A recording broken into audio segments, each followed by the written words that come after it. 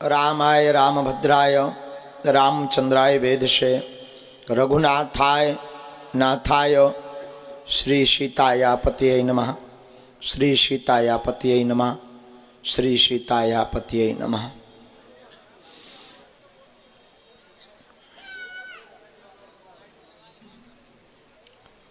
तुलसी वृक्ष न जानिए, गाय न जानिए ढोर, मात पिता गुरु मानुष न जानिए, यह सब हैं नंद किशोर।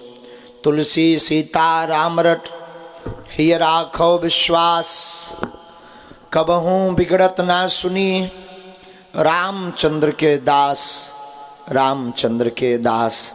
बोलो हनुमान जी महाराज की, बागेश्वर धाम की, सन्यासी बाबा की, जागेश्वर महादेव की, दमोह के पागलों की, इतनी ठंड में बैठे घर छोड़कर आप सबकी, बिना चाय के 3 घंटा के बैठे तो आप सबकी।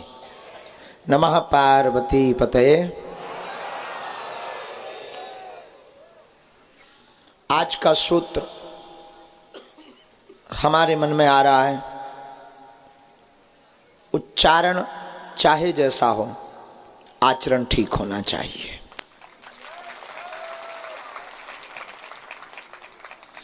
उच्चारण से प्रभु कभी फंसते नहीं हैं या मिलते नहीं हैं, आचरण से ईश्वर की प्राप्ति होती है। उच्चारण एक घड़ी अबोध बालक का होता है, पर भगवान उच्चारण से, ध्रुव की कथा से हमने सीखा है। ध्रुव जी महाराज का उच्चारण नहीं था, भगवान मिले भी तो ध्रुव जी परेशान हो गए कि भगवान तो मिल गए, माँ ने कहा था, गुरु जी ने कहा था बन जाओ, वन में जाकर के तपस्या करो। हमने तपस्या भी की। ध्रुव जी सोचते हैं मैं कितना परेशान और बाबला आदमी हूँ अब कि भगवान मिल गए, पर ये किसी ने नहीं बताया कि भगवान मिलेंगे तो करना क्या होगा। विचार कर ही रहे थे कि भगवान पहचान गए तो भगवान ने अपने शंख को कपोलों से लगा दिया। और फिर क्या, वही ध्रुव जी जो कुछ देर पहले तक कुछ सोच पा रहे थे कि मैं बोलूं क्या, वेद वेदांग से परिपूर्ण हो गए और उनके उच्चारण इतने शुद्ध हो गए कि आज भी ध्रुव स्तुति श्रीमद् भागवत कथा में गाई जाती है। नन्हा सा 5 वर्ष का बालक भला क्या स्तुति की होगी।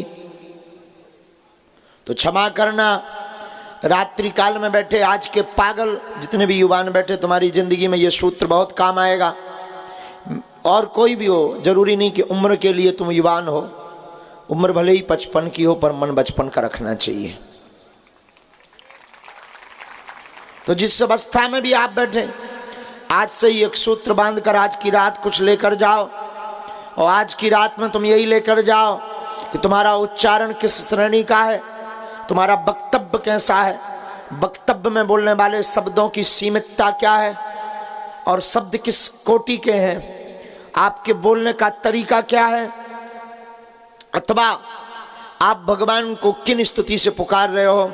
वेद वेदांग निष्ठ स्तुति है, संस्कृत निष्ठ स्तुति है, अथवा फिर त्रुटि पूर्वक स्तुति है, या आप हिंदी में स्तुति गा रहे हो अथवा आप अंग्रेजी में स्तुति गा रहे हो। याद रखना, ईश्वर आपकी भाषा नहीं, आपका भाव पड़ता है।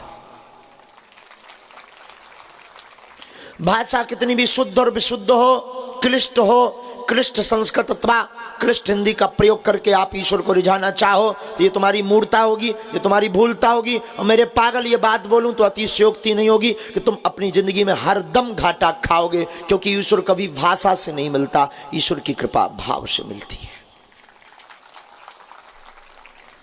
भाषा आपकी कितनी शुद्ध है, ईश्वर पर इसका कोई प्रभाव नहीं है। आप कितने बड़े बड़े मंत्र पढ़ के जानते हो, ईश्वर को इससे लेना देना भी नहीं है। और शायद हमें लगता है कि भगवान ये देखता भी नहीं है। और आप कहोगे कि फिर अगर देखता नहीं है तो बनाया क्यों गया। क्षमा कीजिएगा, मंदिर की मूर्ति जो बनाई गई है वो तुम्हारे लिए बनाई गई है। ईश्वर तो सब जगह है, तुम्हारे लिए मंदिर की मूर्ति बनाई गई है ताकि तुम निराकार ब्रह्म में नहीं टिक सकते तो उस मंदिर की मूर्ति में पहले ब्रह्म को देखो, पर अपने मन के अंदर ब्रह्म को देखो। मंदिर की मूर्ति एक बहाना है, हकीकत तो यह है कि तुम्हें उस ब्रह्म से जोड़ने का एक माध्यम बताना है।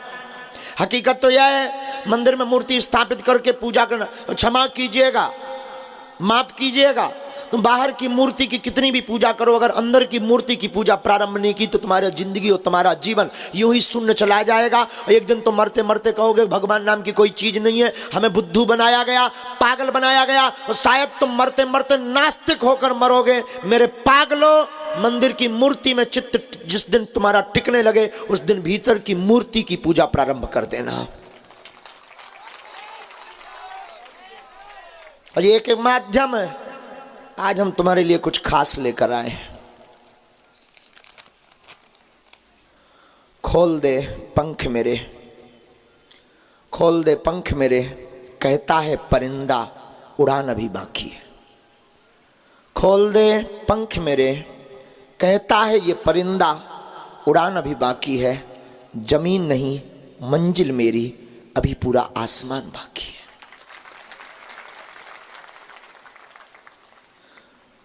जमीन नहीं मंजिल मेरी, अभी पूरा आसमान बाकी है। इस लाइनों में जो कवि है वो ये कहना चाहता है कि तू बेफिजूली की दो कौड़ी के चक्कर में अपना टाइम बर्बाद कर रहा है। तू मकान बनाने के लिए इतने जितने प्रयत्न कर रहा है, और शायद तुझे लगता है कि मेरा मकान बन जाए तो मैं बहुत सुखी आदमी हो जाऊंगा। तुम्हें लगता है कि मेरा मकान बन जाए तो मैं बहुत अमीर आदमी हो जाऊंगा और लोग मेरी इज्जत करेंगे, फिर मेरी समाज में इज्जत होगी, फिर लोग मुझे बड़ा आदमी कहेंगे, फिर लोग मुझको पूछेंगे। तुम्हें लगता है मेरा मकान बन जाए तो शायद मेरी जिंदगी की झंझटें कम हो जाएं। क्षमा कीजिएगा, जिस दिन तुम्हारा मकान बनेगा उस दिन तुम्हारी झंझटें डबल बढ़ जाएंगी, क्योंकि मकान का किराया, मकान की एसी, मकान का पंखा, मकान का पेंट तुम्हें फिर सताने लगेगा। और तुम फिर नई यात्रा पर जाओगे, तुम फिर नई खोज करोगे, फिर तुम फिर पैसे कमाने के तरीका अपनाओगे, और ये तुम करते करते करते करते मर जाओगे। इसका मतलब ये भी नहीं कि तुम मकान ना बनाओ, इसका मतलब ये भी नहीं कि तुम बिना मकान के हमारे जैसे फिरो, इसका मतलब ये भी नहीं कि तुम्हें बिना मकान के घूमना चाहिए। हमारा मतलब ये जिंदगी मकान के लिए ना हो, हमारा मतलब ये है इतना खाओ कि जिंदगी चलती रहे। जीने के लिए मत खाओ, खाने के लिए जियो। ये बात बहुत उल्टी है, लोग तो उल्टा कहते हैं। हमसे कई लोग मिलते हैं तो हमसे तो ये कहते हैं कि इतना खाओ कि जी सके। हमने कहा इतना क्यों, भगवान ने पेट दिया है, दबा के खाओ, क्या बिगड़ना है, खूब खाओ। हम तो कहते बगल वाले का भी खाओ, और वो खाना पाए तुम इतना खाओ। और खाना कौन सी बुरी बात है, जिसने दिया है वो खवा रहा है। और क्षमा कीजिएगा, उसने ही व्यवस्था बना रखी है। जब हमारा जन्म हुआ था तब ईश्वर ने हमारे दूध की व्यवस्था कर दी, अब हमारे दांत हो गए तो भगवान भोजन की व्यवस्था भी करेगा। ये तो मौज की बात थी। फिर तुमसे कहते हैं खोल दे पंख मेरे, कहता है परिंदा उड़ान अभी बाकी है। जमीन नहीं मंजिल तेरी, अभी पूरा आसमान बाकी है। कई जीत बाकी, कई हार बाकी है। कई जीत बाकी, कई हार बाकी है। अभी तो जिंदगी का सार बाकी है। यहां से चल तो नई मंजिल के लिए चलना, यह तो एक पन्ना है, पूरी किताब अभी बाकी है। आज की रात और आज की रात का यह सूत्र शायद तुम्हारी जिंदगी में एक नई मोड़ लाएगा। हमें खबर नहीं तुम मान पाओगे या नहीं मान पाओगे, पर हमारी तैयारी तो मन मस्तिष्क में यही है। यही मस्तिष्क के साथ हम तुम्हारे सामने बैठे हैं। प्रभु के बिना जितनी जिंदगी बीती वो व्यर्थ की है। अब आज से एक नई उड़ान और नई मंजिल चालू करो। क्षमा करना, तुम जिस परिस्थिति में आधे लोग बैठे हो वो हमें पूर्णतया होश है कि तुम अपने दुख से दुखी बैठे हो। तुम्हें ये प्रश्न और ये बातें भी बहुत धीमी नजर आ रही हैं। अभी कुछ देर में पर्चा बनाना शुरू कर दे तो और ज़्यादा मन लगेगा तुम्हारा, और बीच से नाम लेकर उठाने लगे कि हाँ भाई अमुक आदमी आ जाए, तब तो और मन लगेगा कि मेरा बोलने ही वाला है। और अगर दो चार मन की बातें हो, किसी को डेट अगर बता दें कि जा तेरा काम 2025 में 4 तारीख को हो जाएगा, फिर तो दूसरा वाला मेरा भी यही था, मेरी कब डेट मिलेगी, तो ज़्यादा तुम्हारा मन लगेगा। लेकिन बात वही पुरानी है। मेरे पागलों, पर्चा सिर्फ एक बहाना है, तुम्हें बालाजी का बनाना है। तो सूत्र से अभी भटकते नहीं है। सूत्र आज का क्या है? क्या सूत्र है?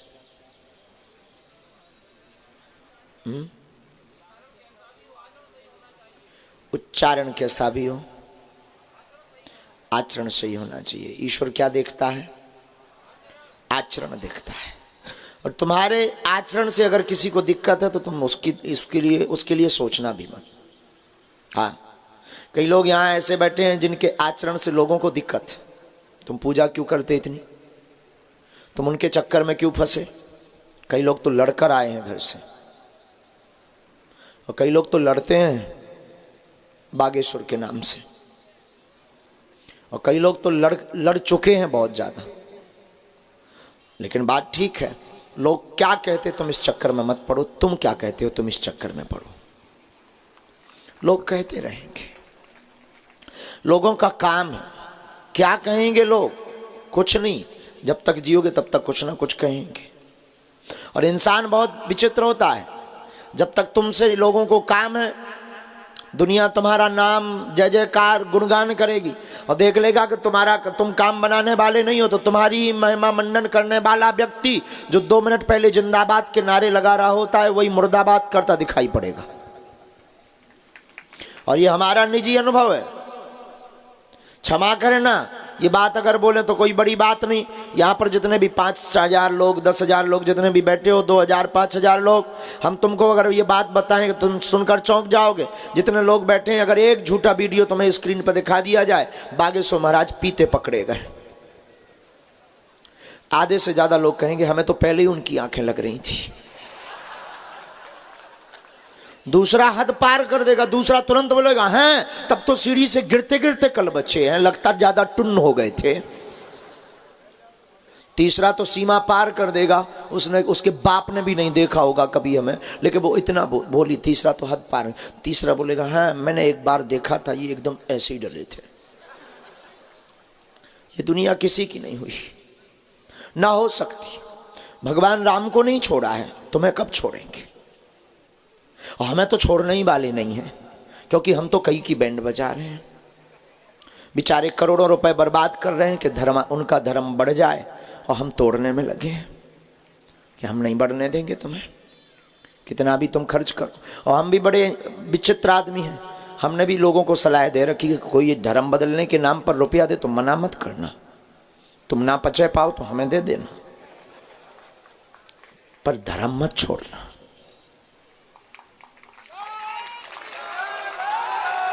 कभी सूत्र से अपन को भटकना नहीं है, उच्चारण नहीं आचरण। और आचरण से किसी को अगर दिक्कत है तो रहने भी दो।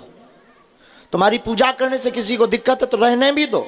और मेरे युवानों, जितने भी तुम घर बैठ करके बात को सुन रहे हो या यहां बैठ करके बात को सुन रहे हो, मेरे पागलों, तुम्हारी भक्ति से अगर किसी को दिक्कत हो तो उन्हें और जलाओ।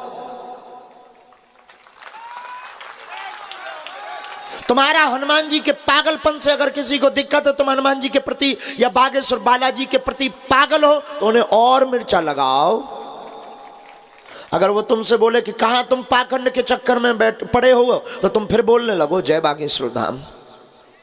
अब वो बोले ये सब पाखंडवाद है, तुम कहां मूर्ख बने पड़े हो, तो तुम तब भी मत चौंकना, तब भी मत परेशान मत होना कि ऐसा इसने क्यों बोला, मैं मुंह तोड़ दूंगा। हो सके तो या तो बैक हो जाना, मत आना बागेश्वर धाम, हो सके तो मत फॉलो करना। पर अगर तुझे जवाब देने की बहुत प्यारी पड़ी हो ना पागल, तो तू कह देना हम बागेश्वर वाले हैं। अब फिर भी कोई ना माने तो बाहर बैनर भी तुम टांग देना उसको मिर्चा लगाने के लिए कि ये घर बागेश्वर धाम वालों का है। आदमी का दिमाग खराब हो जाएगा, वो तुम्हारे मोहल्ले में आना बंद कर देगा कि आदमी उल्टा है। और इसके बाद भी ना माने तब भी हमारे पास उपाय की कमी नहीं, अपने माथे पर मारकर से लिख लेना ओम बागेश्वराय नमः। वो तुम्हारी तरफ देखना ही बंद कर देगा कि ये आदमी बहुत पागल। इससे पढ़ना। एक बार बहुत बचपन काल में हमें याद है, हमारे पिताजी ने कहा कि नाखून कटवाओ। हमें नया नया शौक चढ़ा नाखून बढ़ाने का। बोले नाखून कटवाओ, और इसका मतलब ये नहीं कि तुम करो ये, हमारा उस जमाने का शौक था। बचपन कर रही होगी कोई 6वीं की अवस्था में, 6वीं की, हाँ 5वीं 6वीं की पढ़ाई, बड़े नाखून रखने का शौक। उन्होंने कहा कटवाओ, उन्होंने कहा नहीं शौक है। बाप तो बाप होता है। उन्होंने रात को ब्लेड ली, आधे नाखून काट दिए। हम सोते ही रहे। हमें तो जब सुबह पता लगा तब बड़ा दिमाग खराब। फिर हम इतने खराब हो गए कि हम दिन न रात मुंह में ही नाखून लिए रहते थे। तो बोले ये क्या है? हमने कहा हम जमने ही नहीं देंगे।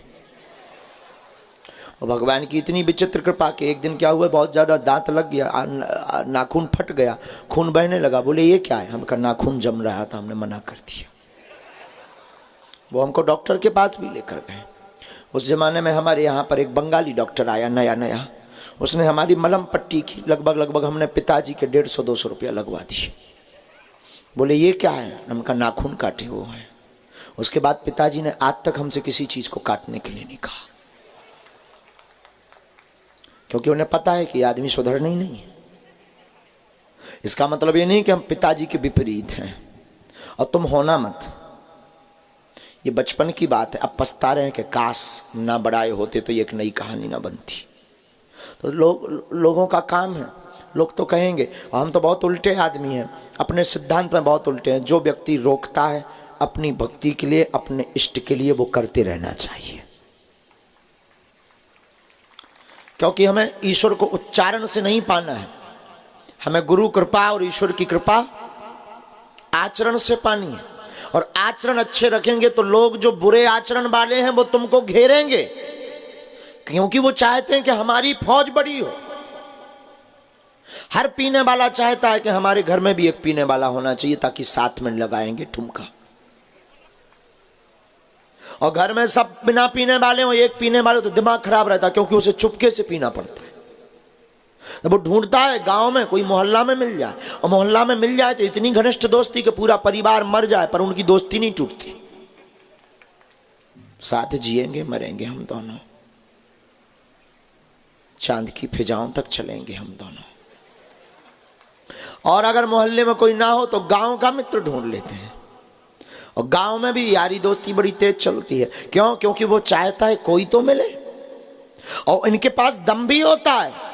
ये पीने के बाद अगर घर वाले डांटे भी तो वो कहते हैं तुम मुझे क्यों देख रहा, उसको तो देख, वो भी तो पीता है।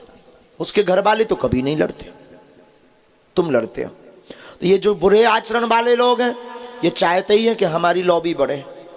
ये जितने भी गंदे व्यवहार करने वाले लोग हैं ये चाहते हैं कि हमारा समाज बढ़े। क्षमा कीजिएगा, इनके मुंह पर तमाचा मारने का बढ़िया उपाय है कि ईश्वर को पाना है उच्चारण से नहीं, आचरण से। और आचरण करने के बाद कोई कुछ भी बोले तब भी तुम मुस्कुराना मत छोड़ना।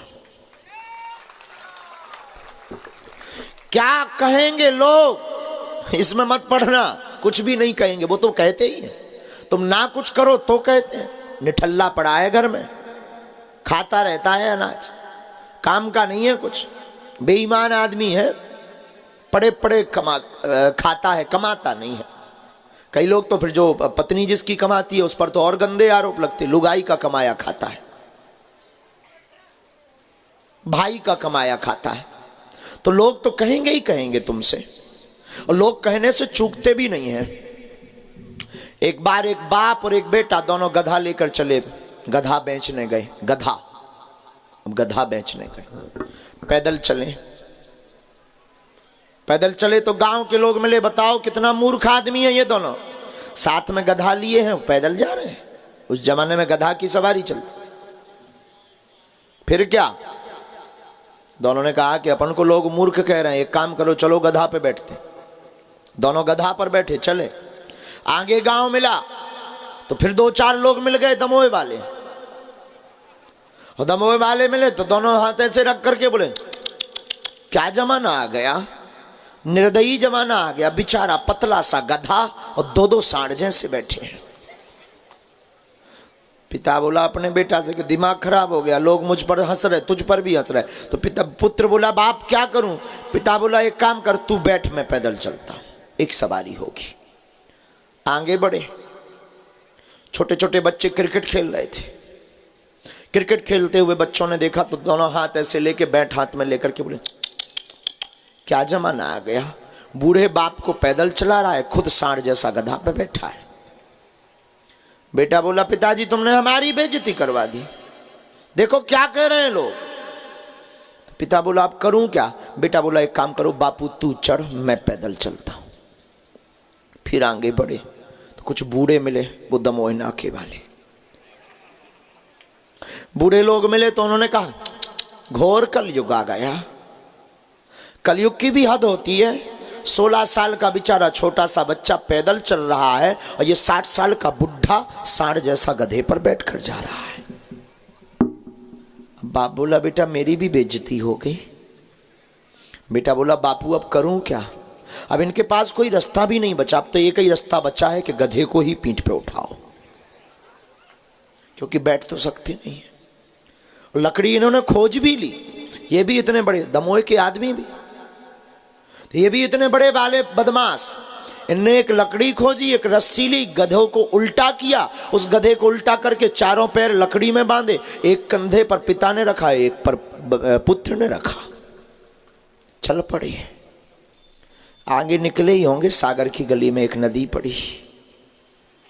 नदी के पुल से जा रहे थे कि कुछ लोग खड़े थे, बोले हंसते हुए, बोले आज तक हमने गधे के ऊपर लोगों को बैठे हुए देखा है, आज पहली बार गधे को लोगों के ऊपर टंगे देखा है। अब ये बोले बताओ अब करें क्या? बेटा बोला बापू अब कोई उपाय नहीं, अब तो गधे ही को फेंक दो। ये बोल ही रहे थे कि गधा फड़फड़ाया, गधा भी समझदार था, दमोह का वो भी समझदार था, वो भी फड़फड़ाया कि बहुत हो गई सीमा पार, अब तुम क्या विचार कर रहे हो, हमें फेंक रहे हो, रुक जाओ मैं तो गिरूंगा तुम्हें भी नहीं छोड़ूंगा। हुआ भी यही, तीनों नदी में डूब पड़े। बाप बेटा तो जैसे तैसे निकल आए, गधा मारा गया क्योंकि बेचारा बंधा था। बाप बेटे लौटकर घर को आए, गधा को बेचने गए थे। बेटा बोला क्या हुआ बापू? बाप बोला जान बची सो लाखों पाए। लौट के बुद्धू घर को आए। क्या हुआ बापू, ऐसा क्यों बोल रहे हो रोते हुए? 12,000 का गधा मारा गया बेटा, अच्छा खासा 4 पैर का था। बेटा बोला क्या सबके 2 पैर के होते हैं? बाप बोला नहीं होते तो 4 के हैं, लेकिन अपना 8 पैर का था। क्यों? क्योंकि 2 पैर हमारे 2 तुम्हारे, तो 4 पैर ये टंगे थे उसके ऊपर, 4 उसके, 8 पैर। बाप बोला बेटा एक बात बोलूं? हाँ, आज के बाद तू कसम खा, दुनिया कुछ भी बोले तू सुनना नहीं, बहरा बन जा।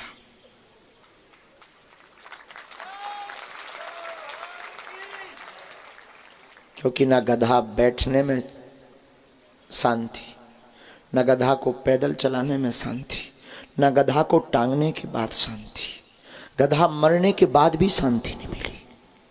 गधा मर गया, ये दोनों बच गए, और जब बाहर निकले तो लोगों ने पूछा क्या हुआ? बोले कुछ नहीं, गिर गए हैं। तो सब लोग बोले मूर्ख थे जो गधा को टांगी थी। बताओ। तब बाप ने कहा बेटा आज एक प्रण लो, दुनिया कुछ भी बोले, दुनिया की बातों में मत आना। इसलिए मेरे पागलों, तुम अपना उच्चारण नहीं आचरण आज से सुधारो, और आचरण ऐसा करो कि हनुमान जी को तुम्हारा आचरण भा जावे। ऐसा आचरण रखो कि तुम्हारे गुरु को तुम्हारा आचरण भा जावे, और वो तुम्हारी बाहें पकड़ करके बालाजी से जोड़ते। याद रखना मेरे पागलों, जीत और हार सोच पर निर्भर है। जीत और हार सोच पर निर्भर है। मान लो तो हार होगी, ठान लो तो जीत होगी। जीत और हार सोच पर निर्भर है। मान लो तो हार होगी और ठान लो तो हार होगी।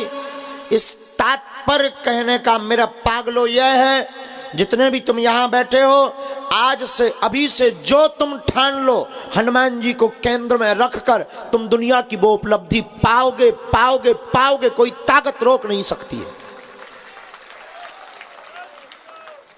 मिलता उनको नहीं जो आलसी होते हैं।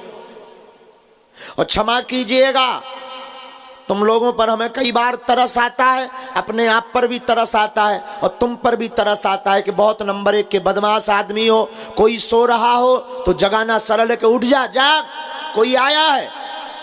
और व्यक्ति उठ भी जाता है, कोई सो रहा हो और उससे कहो उठ जाग, कोई आया है बागेश्वर से, लेकिन कोई सोने का नाटक कर रहा हो उसको जगाना बहुत कठिन है। और तुम सब सोने का नाटक कर रहे हो।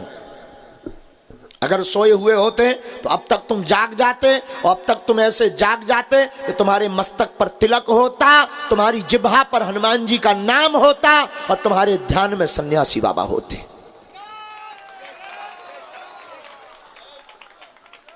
लेकिन तुम सोए हुए हो, सोए हुए वो वाले नहीं, सोने का नाटक करने वाले में से हो। तो तुम पर कितना भी हम प्रहार कर लें, तुम्हें जगना नहीं है, क्योंकि ऐसे लोग बदमाश लोग कहलाते हैं। और सोए हुए व्यक्ति को जगाना सरल है, सोने का नाटक करने वाले व्यक्ति को जगाना कठिन है। और अगर तुम अपने आप को सोया हुआ मान रहे तो शायद जग गए होगे। फिर वही बात मैं दोहराऊं, जीत और सोच, जीत और हार सोच पर निर्भर है। मान लो तो हार होगी, ठान लो तो जीत होगी। आपने अगर मान लिया तो निश्चित है, ठान लिया तो निश्चित है आप जीतोगे। चाहे वो कोई भी जंग हो, या जिंदगी की जंग हो, या रोग की जंग हो, या प्रभु को पाने की जंग हो, या गुरु को पाने की जंग हो, या अर्जी लगाने की जंग हो, या कोई उपलब्धि पाने की जंग हो, या घर का आर्थिक संकट मिटाने की जंग हो। हम तुम्हें दावे के साथ कहते हैं, आज से ही अगर तुमने प्रण कर लिया, आज से ही तुमने ठान लिया और कर्तव्य करना प्रारंभ कर दिया, तो तुमको उपलब्धि मिलनी ही मिलनी है, मिलनी ही मिलनी है, उसमें कोई संदेह नहीं है। लेकिन कोई हमसे पूछे कि बढ़िया सा संकल्प बताओ किसको ठाने हम, तो अगर तुम ठानना चाहते हो तो हनुमान जी को पाने का एक दृढ़ संकल्प ठान लो। बागेश्वर बालाजी को पाने का क्या ठानो, सन्यासी बाबा को पाने का। हमारी जिंदगी का एक बाकिया है, ये आज नहीं कल बताएंगे। सन्यासी बाबा के दर्शन हमें कैसे हुए थे, बहुत ही कम हमने उसको बताया है, शायद एक आध बार ही बताया। शायद पहली बार जब हमें अपने गुरुदेव के दर्शन हुए थे वो भी ठानने पर हुए थे, मानने पर नहीं हुए थे, ठान लेने पर हुए थे। हमने ठान लिया था कि अब चाहे जो हो जाए हम तुमको पाकर मानेंगे। फिर बस वो दिन है कि आज का दिन है। उन्हें आना पड़ा मोटी खड़ाऊ पहनकर, हाथ में चमीटा लेकर, और ऐसे नहीं कोई सपने की बात हम तुमको बताएंगे। पहले तक तो उनकी मना थी कि तुम ये बात गुप्त रखना। कुछ दिन पहले उन्होंने कहा ठीक है बता सकते हो, शायद कोई लोग जग जाए, तो उसको हमने सिर्फ 1 या 2 बार बताया है। ये आज नहीं, हम कल तुमको बताएंगे। हमने ठान लिया था कि हम तुमको पाकर मानेंगे, क्योंकि हमारी ज़िंदगी भी शुरू तुमसे हुई है। हम तुम्हें देखे बिना मानेंगे नहीं। और तुम जहाँ बैठे हुए, घर पर बैठे लोग सुन रहे हैं, यहाँ पर बैठे तुम हमको सुन रहे हो, हम तुमसे कहते हैं तुम ठान लोगे तो अर्जी तो सिर्फ एक छोटी बात है। तुम सन्यासी बाबा या बालाजी को पाने का ठान लोगे तो अर्जी भी लग जाएगी, चमत्कार भी हो जाएगा, मर्जी भी हो जाएगी। और अर्जी तो हमारी होती है, तुम्हारी होती है, मर्जी तो उनकी होती है। इसके बाद सब फर्जी होता है, इसके बाद जो भी है सब फर्जी है। अर्जी हमारी तुम्हारी, मर्जी गुरु जी की, बालाजी की। तो इनको पाना है तो सूत्र क्या है? उच्चारण नहीं, क्या? अब आचरण सुधारने का मतलब नहीं समझे होगे, सिर्फ आचरण तुमने रट भर लिया, उच्चारण नहीं आचरण। आचरण का मतलब है पौवा ना पीना। आचरण का मतलब है कल हमको एक माताजी मिली, महाराज हम 2 दिन से इंतजार कर रहे हैं, अब आज तो हमने प्रण कर लिया था कि अब आज के बाद कभी नहीं आएंगे। हमने कहा इतनी श्रद्धा तुम्हारी कमजोर है, इतनी कमजोर कि हम तुमको 2 दिन नहीं मिले और तुमने ये प्रण कर लिया कि हम नहीं आएंगे। तुमने हमें ये भी प्रमाण पत्र दे दिया कि इनके पास कोई सिद्धि या भगवान नहीं। तुमने ये भी मान लिया कि भगवान है नहीं। तुम्हारी श्रद्धा इतनी कमजोर है। कभी सबरी से जाकर पूछना। 10,000 साल तक इंतजार किया पर उसने कभी नहीं ये सोचा कि भगवान है या नहीं। उनके गुरुजी कह गए थे तुम्हारे घर राम आएंगे। उसे कभी नहीं लगा कि हमारे गुरुजी बुद्धू बना गए। उसे हमेशा लगता था हमारे गुरुदेव ने हमें बुद्ध बनाया है।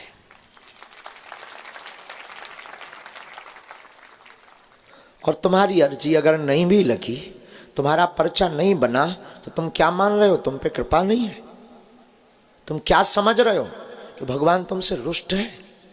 तुम क्या बैठकर मान कर बैठे हो कि ईश्वर ने तुम्हारी सुनी नहीं?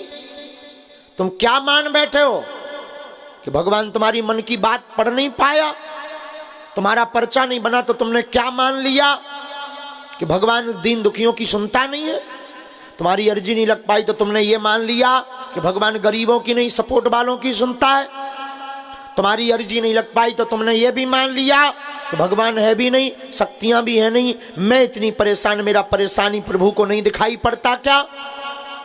क्षमा कीजिएगा, शायद ये तुम्हारी सोच होगी और शायद ये बात तुम सोचकर बैठे भी होगे या ये बात तुम कह भी चुके होगे। क्षमा करना, तुम्हारी अर्जी उसी दिन लग गई जिस दिन तुम्हारे ख्याल में बागेश्वर आ गया। उसी दिन तुमको पढ़ लिया उन्होंने, उसी दिन तुम्हारी बात पढ़ ली। फिर तुम कहोगे अगर पढ़ ली तो कृपा क्यों नहीं होती दिख रही है? बात बहुत अच्छी। रोग तभी मिटेगा जब तुम दवा खाओगे। दवा को सामने रखकर तुम कहो कि रोग मिट जाए तो तुम कई साल गुजार दो, मर जाओगे, पर रोग मिटने वाला, रोग तभी मिटेगा जब तुम दवा लोगे। उसी प्रकार कृपा तभी होगी जब तुम अपने आचरण बढ़िया रखोगे, जब तुम भटकोगे नहीं, जब तुम बहकोगे नहीं। और क्षमा करना, बहुत गंभीरता से बात को सुनना। आपका आचरण इतना शुद्ध होना चाहिए कि आप जहां रहो वहां तुम्हें दरबार नजर आवे। आपका आचरण इतना बढ़िया हो जाए आज से ही कि आपको बागेश्वर धाम पर भटकने की जरूरत नहीं पड़े। आपके घर के पूजा मंदिर का कमरा भी बागेश्वर बन जाए। आपका आचरण इतना ठीक होना चाहिए कि आपको हमसे मिलने की जरूरत ना पड़े। सन्यासी बाबा किसी भी भेष में आकर के तुम्हारे प्रश्न का उत्तर दे दें, सपने में आकर उत्तर दे दें। और हमने तो बहुत अनुभव भी किया। लाखों लोगों ने हमें बताया। अमेरिका के एक डॉक्टर हैं, बहुत ही हमारे प्रिय, उन्होंने हमको बताया कि गुरुजी हमने जितने भी क्वेश्चन किए आपसे बात नहीं हो पाई। 3 साल से मैं आपको फॉलो कर रहा हूँ और लॉकडाउन में उनकी हमसे बात हुई। बोले गुरुजी हमने हमारे पास हर प्रश्न का उत्तर है। और जो जो उन्होंने बताया हम तो चौंक कर रह गए। हमने कहा ये तुमको मिला कैसे? बोले सपने में सन्यासी बाबा चमीटा लेकर आते थे और ऐसा बता जाते थे। लगातार सपने नहीं पर महीना में 2 महीने में एक बार आ जाता था और काम हो जाता था। 3 साल में एक भी काम नहीं रुका।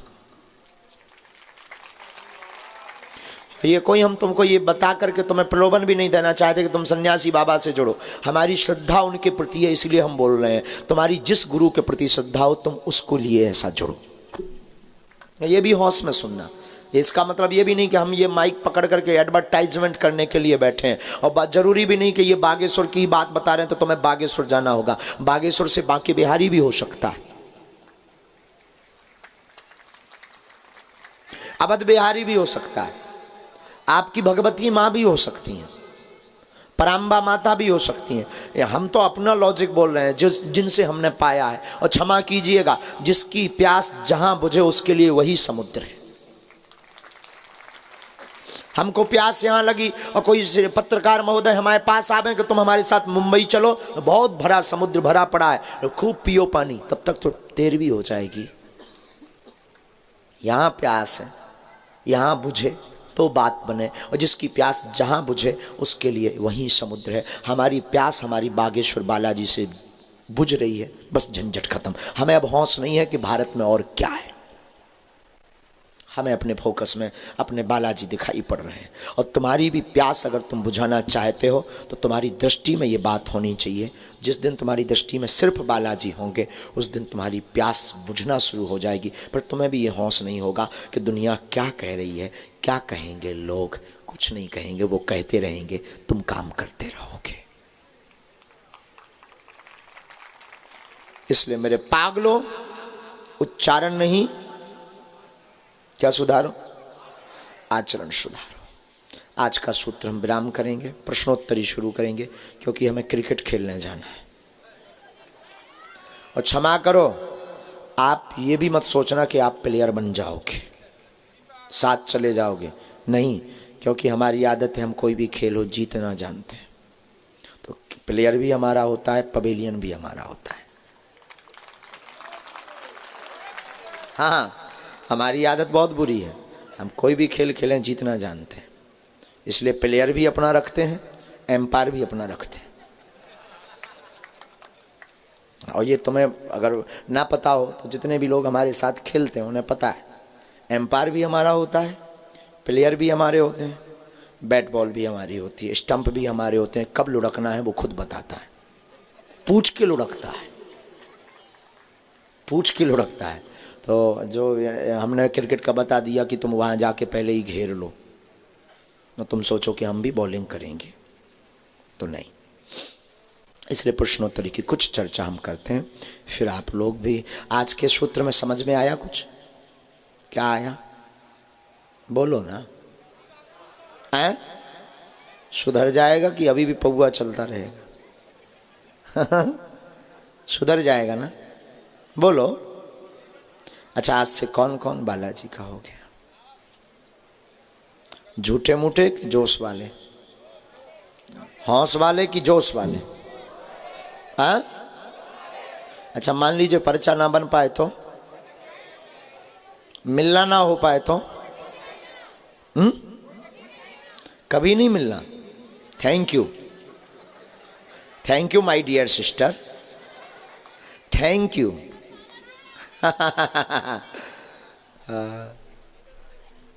तो हौस में बोल रहे हैं ना? जाओ, जिन्होंने ये प्रेरणा देकर बुलवाया है, हमारे गुरुजी, आप सब पे कृपा करें।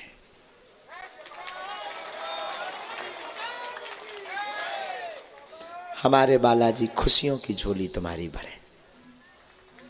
ये तो तय है, तुम मानो या ना मानो हमें खबर नहीं। तुम्हारे आज हमें कोई मिला था, वो अजय टंडन जी का वो जो अंगरक्षक है, क्या बोलते हैं, पीएसओ गार्ड, वो हमको मिले। हाँ हाँ, कान में आके बोले, उन्हीं के थे, खबर नहीं, कान में आके बोले, गुरुजी पर्चा नहीं बना पर लड़का हो गया। अर्जी लगाई होगी बागेश्वर धाम पे, बोले हो गया। और हमारे दिमाग में गूंज, उसी बात के कारण आज का प्रसंग उठा है, विषय मन में उठा है कि जरूरी नहीं है पर्चा बने।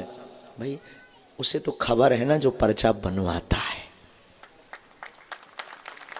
हरे कृष्णा, हरे कृष्णा। कैसे हैं?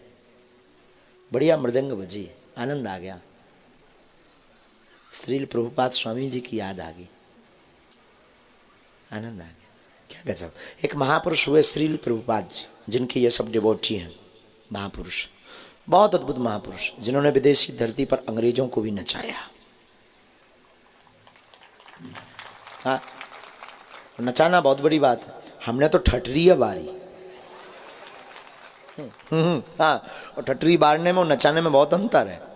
ठटरी बारना मतलब हमने तो सीधा सही बात है कि शक्ति दिखा करके सरेंडर कराया, इन्होंने तो प्रेम से सरेंडर कराया। श्री प्रभुपाद जी ने तो प्रेम से, हमने तो शक्ति दिखाकर, चमत्कार दिखाकर। चमत्कार को अंग्रेजी में क्या कहते हैं? मिरेकल। नो मैजिक, मैजिक तो जादूगरी होती, मिरेकल जो भी हो, हम बोलते भी मिरेकल बोलते हैं, हाँ, तो हमने तो उनको, वो अंग्रेज पगला गए सब। एक अंग्रेजन तो साथ में आई थी। हाँ, हम लेकर आए थे। क्या करेगी, चल बहन, बहन तुम उल्टा मत ले जाना, तुम्हारी बुद्धि क्योंकि बहुत खराब है। हमें हौस है, भगवान की बड़ी कृपा है कि हम ऐन मौके पर चौका लगा देते हैं।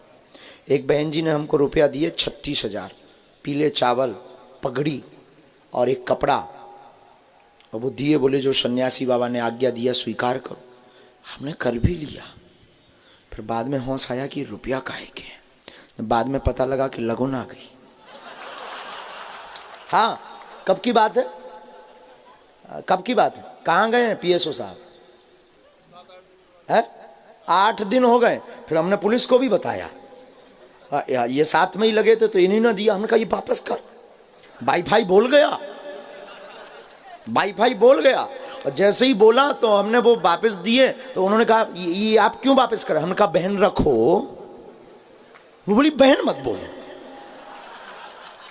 वो तुरंत बहन जी, आप बहन बन बोलो। हमने कहा क्या बोले?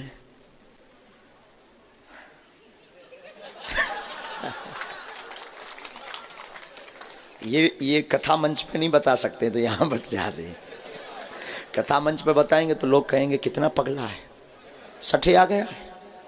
कुछ तो कहेंगे मेंटल है, और कुछ तो कमेंट ये भी करेंगे पी के बैठा है। कुछ भी बोलेंगे, लोग हैं, उन्हें क्या दिक्कत। अच्छा, हमें कोई दिक्कत भी नहीं है, बोलने वालों से हमें कोई प्रॉब्लम नहीं है। दुनिया क्या बोलती है हमें कोई मतलब नहीं, हमारा परिवार क्या कहता हमें इससे मतलब है। हमारे बालाजी क्या कहते हैं, ये सब बातें हम आपको अपना अनुभव इसीलिए बताते हैं कि तुम्हारी जिंदगी में एक सूत्र आ सके। और हमने ये चीज़ स्वामी विवेकानंद से पढ़ी, सीखी है, क्षमा कीजिएगा। ये बात हमने स्वामी विवेकानंद से सीखी है। स्वामी विवेकानंद जी शिकागो धर्म सम्मेलन में जब अमेरिका में गए और 18 घंटे तक शून्य पर बोले तो सब विदेशी चकित रह गए और आश्चर्यचकित, क्या सम्मोहन, सब खिंच गए विदेशी। वहां रुके, रात के समय एक विदेशी अमेरिकन नारी महिला उनके पास आती है कि स्वामी मैं कुछ बात करना चाहती हूँ। स्वामी विवेकानंद ने कहा कहो। उसने कहा क्षमा करना, मैं चाहती हूँ कि आपके जैसा मेरा पुत्र हो, तो मुझे आप मेरे साथ संसर्ग करो और मुझे अपने जैसा पुत्र दो। स्वामी विवेकानंद ने क्षमा करना, मैं संसर्ग करूं तो जरूरी नहीं है पुत्र हो पुत्री हो जाए, जरूरी नहीं है पुत्र मेरे जैसा हो, गुण मेरे जैसे हो, रूप मेरे जैसा हो, मुझे हौस नहीं है। ये जरूरी नहीं है, ये तय नहीं है। स्वामी विवेकानंद ने कहा एक काम करो, माँ आज से मैं तुम्हारा बेटा, तुम हमारी माँ। ये केवल भारत के साधुओं में मिल सकता है, ये केवल हमारे भारत की संत धरोहरों के पास मिल सकता है। तो मेरे साधु, हमने स्वामी विवेकानंद को पढ़ा है। स्वामी, वही बात हम बता रहे थे कि एक अंग्रेजन लाए, फिर और भी आए, तो वो बहन भी आई, लुबिका, लितिका, जो भी हो, तो मैं नाम से क्या लेना देना। अगर वो, एक तो भगवान की कृपा है उसे हिंदी नहीं आती, अगर वो लाइव देख रही होगी तो आफत है कि भारत में बताओ ये हाल है। तो साधु उच्चारण नहीं, क्या सुधारो, कब से पर्चा बने, चर्चा हो, किसकी बोलो ना, बालाजी के। देखो हम बहुत क्या पारदर्शी हैं। हाँ, अब बहुत अच्छा, ट्रांसपेरेंसी, पारदर्शी का मतलब जो हमारे भीतर होता है हम बता देते हैं। कई लोग तो हमें समझाते कि कुछ बातें आपकी ऐसी होती हैं जो बोलने लायक नहीं होती, हमें लगने लगता है ये सब हमारा परिवार बैठा है, किसको बताएंगे। हमें सब में परिवार नजर आता है। अब लोगों की भावनाएं, और ये भी पता है कि सब हमारी बुद्धि से नहीं सुन रहे, सब अपनी अपनी मतलब की बात निकाल रहे, जिसके जो मतलब की। अभी हम बताने लगे घुटना दर्द वाले सुन लो, तो जितने पैर पिराने वाले हैं वे सब बगल चुप हो जाओ, गुरु जी कुछ बोल रहे हैं। अभी हम कह दें कि जिनको सट्टा का नंबर चाहिए, माताओं को बताएं पतियों को बस में करने का मंत्र सुनो। माताएं बगल वाली के प्राण, गुरु जी कुछ कह रहे हैं, गुरु जी बताइए, हम सुन नहीं पाए। हाँ, और पुरुषों को भी अगर बता दें कि तुम्हें भी किसी को बस में करना है तो वो रात भर ठंड में खड़ी रहेंगी। और एक बार तो हमने एक व्यक्ति लड़के की मजा भी ले ली। एक लड़का हमारे पास आया, बोला गुरु जी ऐसा कोई मंत्र होता है कि किसी को हम बहुत ज़्यादा प्रेम करते हैं वो मिल जाए? हमने कहा हाँ एक मंत्र है।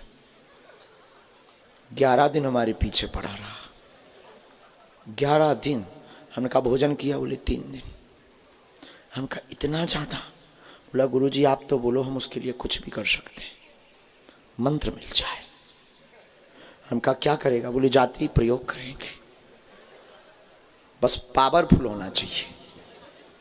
हमने कहा इस चक्कर में तूने क्या क्या किया? बोले रातों भर यूट्यूब देखा और हद हो गई, एक बैग टांगे था। हमने कहा बैग में क्या है? बोला किताब है। हमें लगा पढ़ाई की होगी, रामायण होगी, गीता होगी। हमने कहा खोल, कौन सी किताब है? तंत्र मंत्र, सम्मोहन, वशीकरण। वशीकरण की 100 टोटके भरी पड़ी थी। हमने कहा ये कितनी की है? बोले लगभग सब ट्राई। हमने कहा ट्राई करने के बाद सफल था? बोले चप्पल पड़ गई। हमने कहा तो हमारा वाला मंत्र मत लो। बोले क्यों? हम कहा हॉस्पिटल का बेड भी सेट हो सकता है, इसलिए हमारे चक्कर में ही पड़ो मत।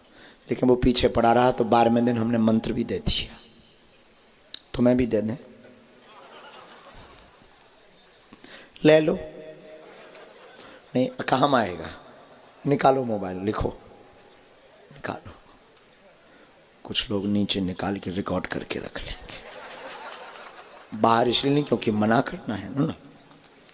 ऐसे मेहमान घर में भी आते हैं, उनसे कहो काजू खाओ, नहीं नहीं नहीं बस हो गया। और वो बहुत ज्यादा सब वाले खा भी नहीं पाते। हमारे जैसे मूसर आदमी प्लेट साफ कर जाए।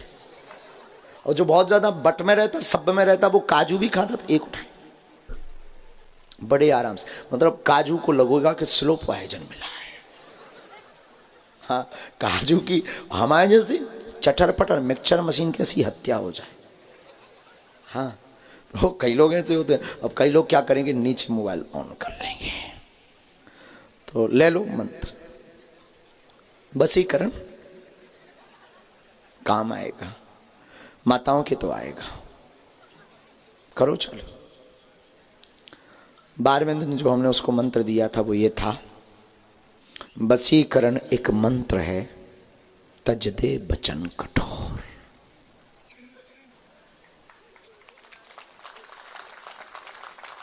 विनम्र हो जाओ, मुस्कुराहट हमेशा चेहरे पर रहे।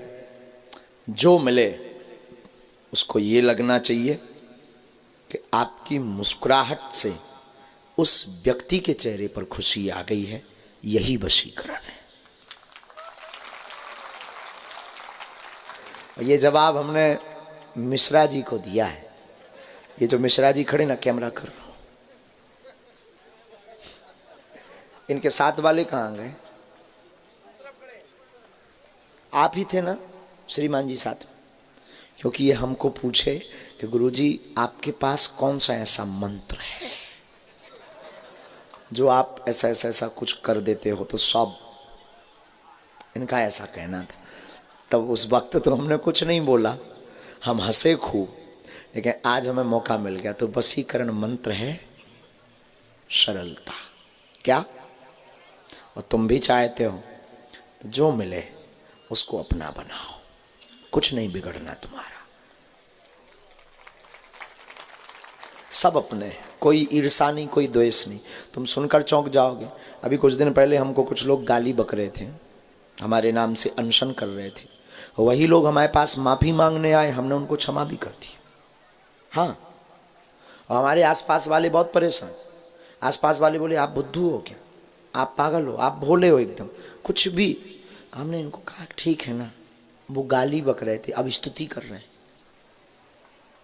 गाली हमने ली नहीं, स्तुति छोड़ी नहीं।